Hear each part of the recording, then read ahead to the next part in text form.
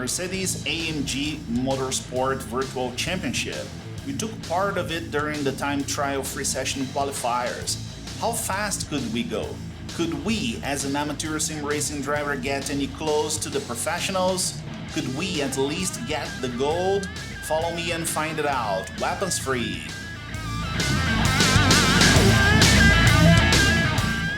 Salute and welcome to the Fighter Driver channel.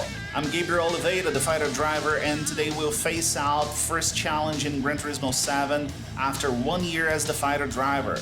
Time trial for the AMG Motorsport Virtual Championship. The hot lap time trial started on August 14th and ended on August 30th, and drivers coming from Assetto Corsa Competizione, Gran Turismo 7 and iRacing could participate and register their hot laps. I came to know about it on August 27th and took my first shot on August 28th, just 3 days before the end. But how well could I, as an amateur sim racing driver, driving with a PS4 control, old-fashioned dinosaur style, go against the best in GT7? We'll find it out now, but before we do so, be sure to smash the like button, to share this video with everyone you know who likes Gran Turismo 7, sim racing and motorsport, and to subscribe to the channel if you're not subscribed yet. I also want to thank every one of you who's been following and supporting us through this journey, and I'm preparing something to return all the love and support you guys are giving to us. Maybe we can arrange some events with the subscribers with prizes and giveaways. What do you think? Leave us a comment with the suggestions. What can we do to retribute our community and help us reach the new meta of 500 subscribers? The faster we get there, the faster we can make it happen.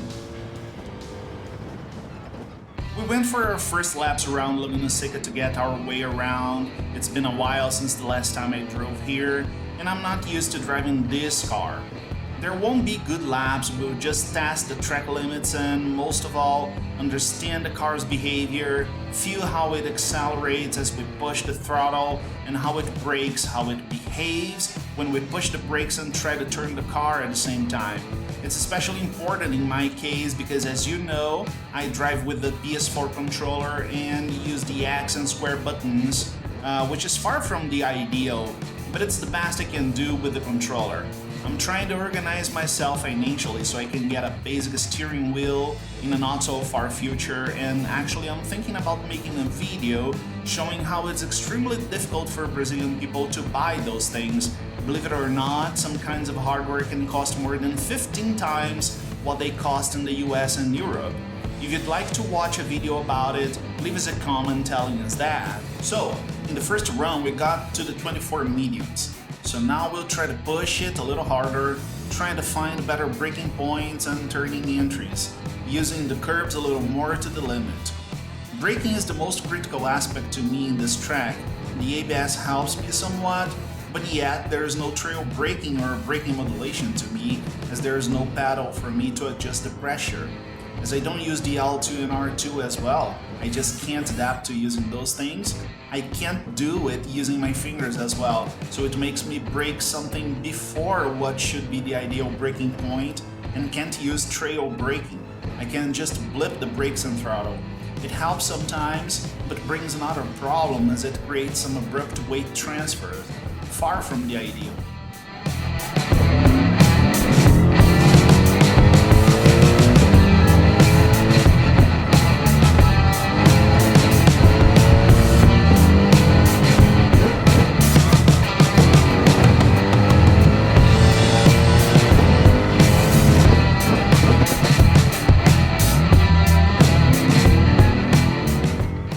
During the second run, we managed to improve our lap time by an entire second.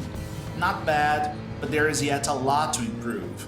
So now we've got 23 mediums, but we're still 4.5 seconds behind the first on the charts, as you can see. Time to watch the replays and try to learn what we can improve before the new attempt. The new run comes in, and as we push more and more to the limit, more mistakes happen, as you can see. I get very inconsistent times for a lot of mistakes made, basically all of them due to wrong modulating the brakes in first place and throttle in second place. I did run 10 lap stints, and after that pause for watching the replays and analysis. In this run, we could improve just 1/10 by the last lap.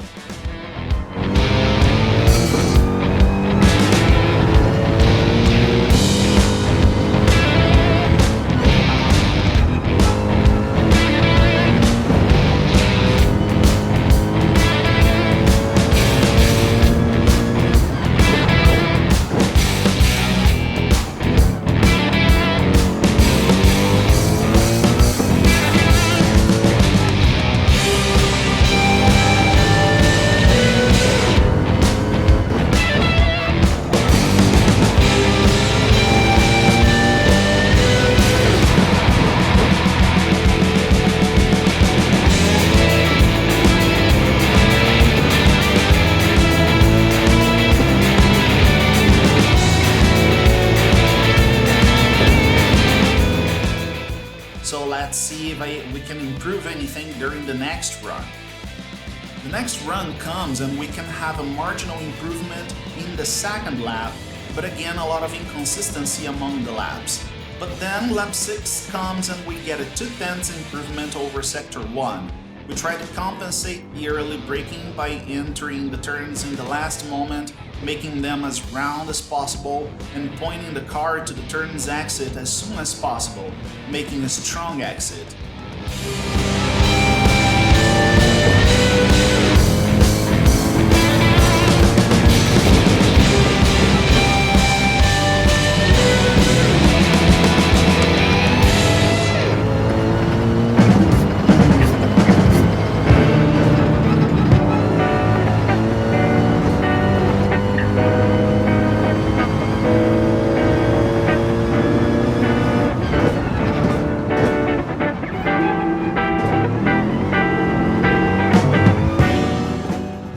Some time by the sector 2, but still keep some 2/10 of a second improvement in relation to the best lap so far, which could bring us to 23 lows.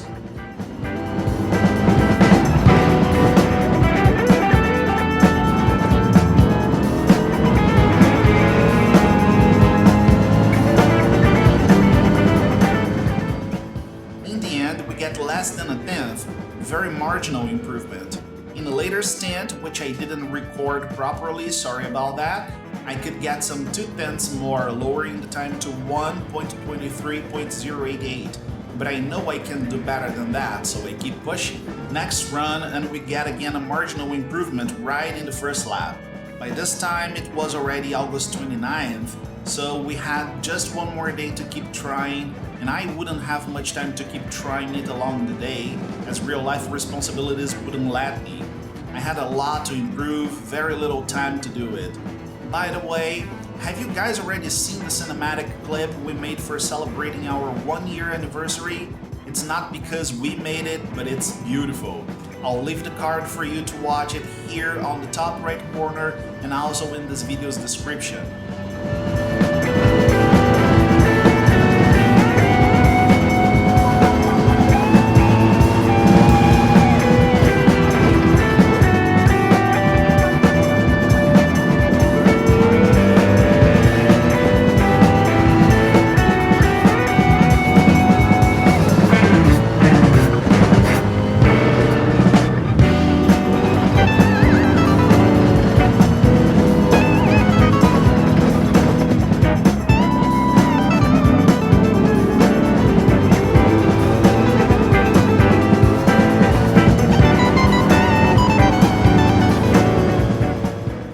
Gotten almost 23.0, which isn't good enough. We'll keep pushing as much as possible. The next stint comes in and we get another marginal improvement, now bringing us to 22 highs during lap 4.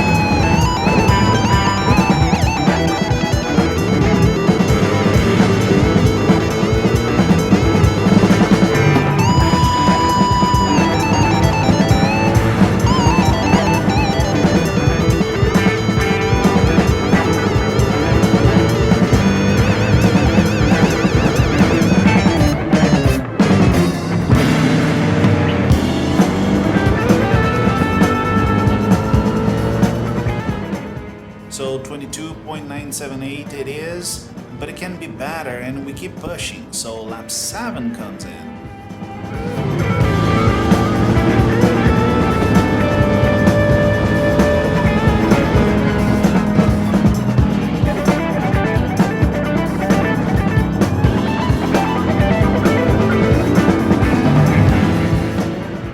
Try to use the track limits as much as I can. Yeah, you can do it from inside the cockpit when you get used to it, and have a marginal improvement in Sector 1. Let's try not to lose it.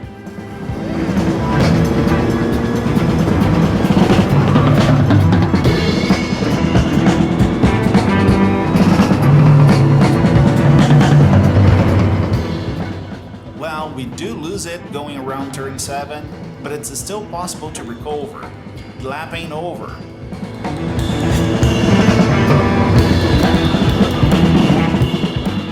We lose more than a tenth around the corkscrew, but the lap ain't over.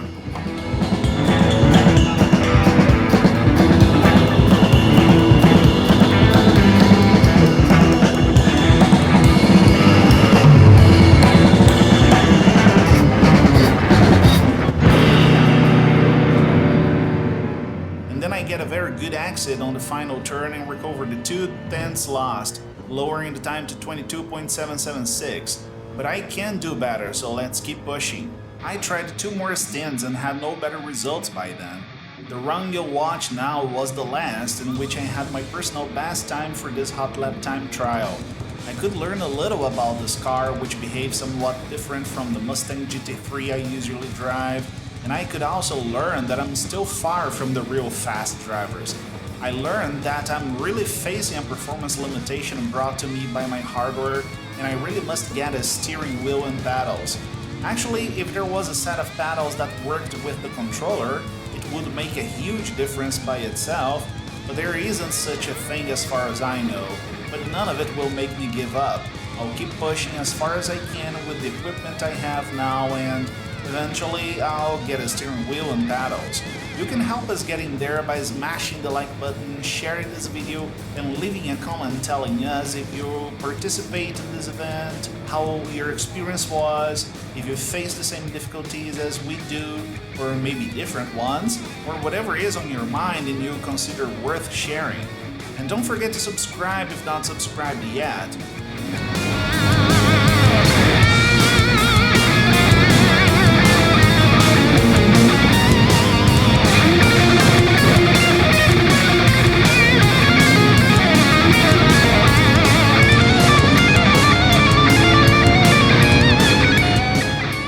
So there we go, 1.22.146, our best time. It wasn't gold, but it was silver. Maybe if I had more time, could I have improved this time even more, but that's what we've got, and we're still 3 seconds behind the best in GT7. We also got 1,000,000 credits as a silver medal participant and a car ticket. Now we have the AMG GT3 2020 in our garage, which makes me think, is it time to drive a new car? Is it time to give the Mustang GT3 a break and have a season driving the Merc or any other car? What do you think? Tell me in the comments if you'd like to see us driving the Merc or any other car for a season. And actually, I brought our Aggressor Mustang for a run in Laguna Seca with the intent to compare how my performance would be compared to the Merc. My best lap with it was just 1/10 is lower than the best one with the Merc, but it was just 1 stint with it. If I keep going with it, I'm sure I'd have improved this lap time, maybe even getting to 21s. But it isn't because the Mustang is better than the Merc, maybe it's just because I know this car much better, as I drive with it for a very long time.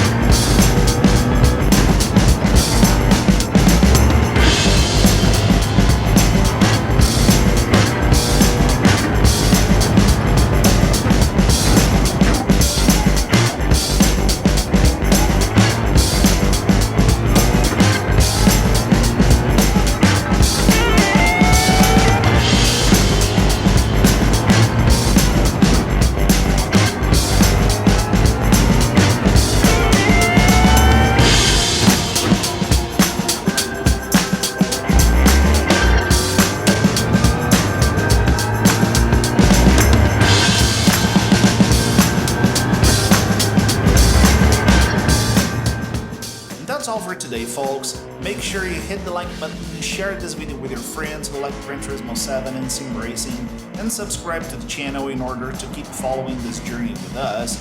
Leave a comment sharing with us your experiences and thoughts about it, and don't forget to activate the notifications bell to receive the notifications every time there is a new video here on the channel. You can also join our server on Discord to race with us and follow us on Instagram. Let's get to 500 subs and followers here and there. I appreciate you who followed me so far. Salute, and I see you on the next mission.